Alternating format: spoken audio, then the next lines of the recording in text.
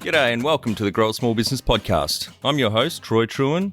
Each week, we speak with an owner who has grown a business with 5 to 30 team members to something bigger. Diving into their numbers and unearthing the pain they've experienced, we explore what they did to overcome each barrier and what they would do differently from day one. Let's get into it. Welcome everybody to today's podcast. I'm talking with our founder, Troy Trewin, based in Hobart, and we're going to be discussing the topic of crowdfunding. Thanks for your time. So Troy, as a starting point, how do we know each other? I was trying to think about this before we hit record. It would have been about 8 years ago. You were working for a small business kind of management consulting business, Unicorn. Yeah. I was just thinking the same. It was about that time. And tell me, what experience do you have with crowdfunding? What's your background in this area? Well, there's a couple of crowdfunds I've been involved with. At the end of 2018, at the New Zealand Whisky Collection, obviously in New Zealand, we did a crowdfund there. We raised $700,000 from, I think it was around 300 investors. So that was quite a journey, quite an experience to pull all that information together. As part of that, I'll talk about some of the other ones that I've seen over time, but I went and specifically did research in New Zealand to see other businesses that had raised money through crowdfund and asked them a whole lot of questions before we did ours. New Zealand was quite progressive. They passed their laws in 2016, I think, to be able to allow crowdfunding, whereas Australia was 2 or 3 years after that before we could actually do crowdfunding here in Australia. So I got early experience through the New Zealand Whisky Collection. And then earlier this year, Old Young's Distillery in Western Australia, I've been sitting on an advisory board over there for nearly 4 years. We did a crowdfund. It's a very fast-growing gin and vodka distillery. We did a crowdfund hoping to raise 2.7 million, the maximum we put on that raise, and we did that in 19 hours. So it was really interesting to watch because the New Zealand was open for about a month. We didn't get everything we were after. The distillery in Western Australia, we did that really quickly. Yeah, impressive. So tell our audience, what exactly is crowdfunding? How would you describe it? There's 2 ways you can crowdfund. Pre-sales, which was really popular first, and that is simply putting rewards up saying, I'm going to make this product. If you'd like to pre-order it or pre-sell it, please pledge that you will. But the more popular one these recent years is equity crowdfunding. So that's where you actually sell shares in your small business to the crowd or smaller mum and dad investors, as they like to call them. The average investment in an equity crowd fund is only $1,500 to $1,800. It's quite small. And as it is equity, you get ownership in that business. So if that business is sold at a higher valuation than you bought in at, you make a capital gain on your investment. I mean, obviously, if it sells for less than the valuation you bought in at, you'll lose money on it. Part of the equity crowdfunding, also there's rewards in there. So you might get 10% off their products or services. So if it's a brewery, for example, you might get 10% off beer at the bar or online. And you can also structure your packages, your investment packages, to be voting or non-voting shares. So quite common, lower 2 investment packages don't have voting shares in them, whereas the higher ones, if you invest, say, more than $40,000, you do get voting rights. Okay. Interesting. In Australia, Birchal, Equitize, and there's a new one where VCs co-invest with the crowd. It's about to launch. I actually had Maria from Stride Equity on the cast, episode 377. That went live earlier this week, 2 episodes ago. So there's a few good ones here in Australia, platform-wise. How it works is you set a minimum that you want to raise and a maximum, and the valuation that you put on the business. So if you don't reach that minimum target, you don't get any money and you can't go over your maximum. In Australia, the maximum in any financial year you can raise is, I think it's $5 or $6 million. It's up to the business to choose how much the maximum is they want to raise and also what valuation they put on the business. And so for both pre-sales and equity crowdfunding, the platforms charge around 6%. So it's quite an affordable amount, I think, for small businesses to raise capital this way. You only pay that 6% on if you raise your minimum amount. So if you don't raise anything, the minimum, you don't get your money, and the platform doesn't get their 6 or 7%. Right. Yeah. So everyone's in it to succeed. That's good. Yep. So can you give us some examples of successful crowdfunding campaigns that you've seen? Yeah, there's a great Australian one probably 5 years ago around Byron Bay. It's called Flow Hive. This father and son had created a beehive that meant you can remove the honey from the hive without having to get all dressed up in those white suits. or be stung by bees. And so Right. they needed to raise some money for the factory tooling and the setup, etc. And I think it was $80,000 or $100,000 they were trying to raise. So they put their campaign out there. It was really well put together marketing wise, good videos, etc. By the time they closed that pre-sales crowdfunding campaign, I think they had it open for 2 or 3 months. They had $17 million in pre-orders. So they hadn't even produced one commercially and sold it yet. They were just setting up. And so that really launched that business. That's a great example. There's one recently I heard of in New Zealand, another pre-sales crowdfund is a rum distillery in the North Island. They were hoping to pre-sell $30,000 worth of products. There was some private casks as well as just bottles, and they closed their campaign at over $100,000 pledged. So that's fantastic. On the equity side, Brewdog out of Scotland is probably the most successful equity crowdfunding in the world. They've raised hundreds of millions of dollars in multiple rounds of crowdfunding, and they've now opened over 100 sites around the world with a lot of brew pubs. The one, my favorite, which I haven't been to yet, but certainly is on my list, is in Colorado. It's a US big production center, but they've also built a hotel attached to it as well. So you can stay there and with your dog. So Douglas, my chocolate Labrador Carlton supporter, and I are going to certainly make a trip over there one day. Another great example here, last year, ZeroCo with a Z, not the accounting software. They sell household products in reusable plastic bottles, and they've also got a big campaign to remove plastics out of the oceans, etc. They were going for $5 million. I actually had Mike Smith, the founder, on the podcast earlier as well, a few months ago. They raised that $5 million in 6 hours and 27 minutes. There's also a few in New Zealand that I studied. So Parrot Dog in Wellington, they've done 3 rounds now. I spoke to them about one of their first round when they raised $2 million and got 800 or so shareholders.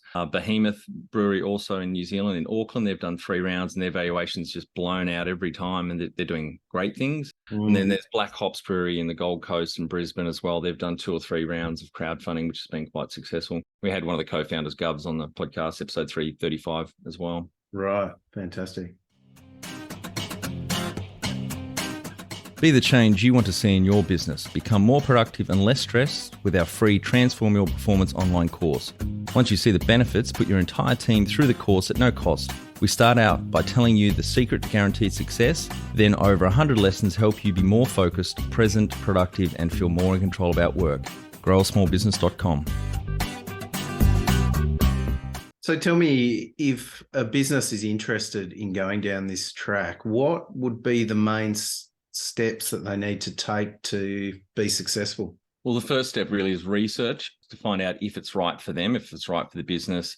Is the business ready? Is it big enough? So read up on other campaigns, then talk with some of the platforms. You can book a call in with them and they'll ask a heap of questions and advise you whether they think that you're ready for it. If you are, then you need to prepare all your documentation. And like websites, it's usually the copy that takes the longest to pull all your information together. Part of that process, that preparation, you've got to check with your professional advisors, make sure your legals are covered off and your accountant has confirmed the financials that you're going to be including in the investment memorandum, or IM, are accurate. Okay. Then you get onto the design stage. So the IM, the website, all your marketing material, your emails that you're going to be sending out, getting all that ready. Really important step is then having the board decide on the valuation that you're going to put on the business. The platform or your legal and accounting advisors don't do this. The onus is on the directors of the company to put that valuation on the business. And I'll talk a bit more about that in a minute.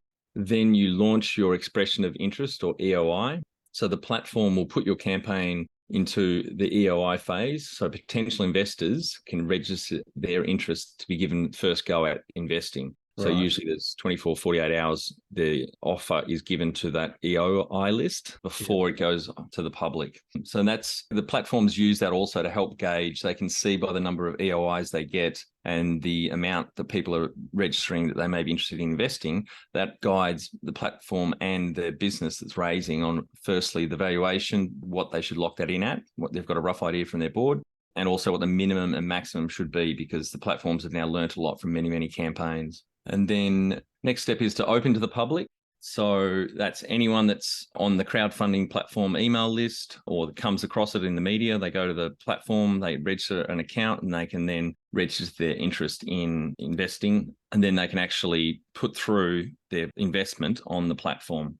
Once the campaign's either fully subscribed, it's got to its maximum, or the time's run out. Usually run it open for about 21 days. When it closes, then the next step's closing. So after the EOI phase, which would be a day or two, Once the live crowdfunding campaign starts, it can be open for up to 21 days. The platforms have worked out, they used to be longer, but they've worked out that about 3 weeks is the optimal time to be now opening campaigns. And if you hit your maximum, you achieve your maximum before that's 21 days, then the campaign's closed. No, you can't, no one else can invest in it. The final step is money flowing into your bank account, and that can take up to a month after the campaign closes, because platforms have to do some checks and before they charge all the investors, and then move all the money into your bank account, less their 6% fee. Right. Okay. So in your opinion, what are the good points about crowdfunding? High valuations, usually a multiplier on sales, not profit, especially as some of the companies raising a pre-revenue or not even launched yet. The multiplier on sales can be between 4 and 10 times the current or next financial year's sales. So it's a huge, huge valuation. As you well know, Rob, a lot of valuations often are on a multiple of the last 3 years' profit. And so if it's on sales, obviously the valuation is much, much higher. Okay. Another benefit is a new sales channel. So you've got all these shareholders now that have come on, and they will actively be buying your product or service ongoing. When I met with Parrot Dog in Wellington, when I was doing research for New Zealand Whisky Collection, I asked Dan, the operations manager who I met with, I said, isn't it fucking annoying? You've just got 813 new shareholders. Are they noisy? That was my main concern. And he said, no, it's really good. The AGM is a big piss up, and it's very cash positive. And with their 10% discount, they're always in the bar. They get their takeaways, their slabs of beer, bring their friends into the bar, and it's generated a new sales channel for us. Another benefit there is the marketing, the PR that comes out of it. I recently read a business doing a crowdfund at the moment. Their sales increased 600% on one of their core products because of all the media they got from it. And then finally is brand ambassadors, people talking about your brand, that even if they haven't invested, they've been part of the campaign, they've watched it, they've become a fan, and they're talking about your brand to other people, and also letting the business know, for example, if you're a brewery, why you're not on a tap in a certain pub somewhere around the country. Excellent. So on the flip side, what are the downsides to crowdfunding? Well, you have to put all your figures and strategic planning out into the public sphere so your competitors can see how well you're doing and what your plans are. Yeah. So that's one downside. It can also be costly if you don't hit your minimum, because you need to pay consultants for accounting, legal, design, copywriting, and then put some investment into marketing spend as well, paid advertising. And even if you do most of this work internally, there's obviously the opportunity cost your team is losing by working on the campaign instead of other things. So you've got to do your homework, your research, and your preparation to make sure that this is right for you and you're going to nail it. There are some campaigns that haven't made it, but most of them do make their minimum, because platforms have all this data and they can guide the businesses on key numbers on what they should put on their business and the minimum, maximum. Yeah, okay. For investors, the investments are not very liquid. That's a downside. It's not easy to sell your shares, and there's no secondary markets, although some of the platforms are launching something soon, I believe, to allow businesses to have a share exchange that people can put their shares on there to sell and other people can buy them. So it's not very liquid. That's one downside for investors. Good point. So when should a small business consider using crowdfunding to fund their growth? Or you need it. Like any type of capital raising, you shouldn't be desperate. You need to plan it out. Otherwise, you will not get your minimum if you're too desperate, or if the valuation's too high. You really need to do your research and go for the money well before you actually need it, if you're mainly using it to prop up working capital, for example.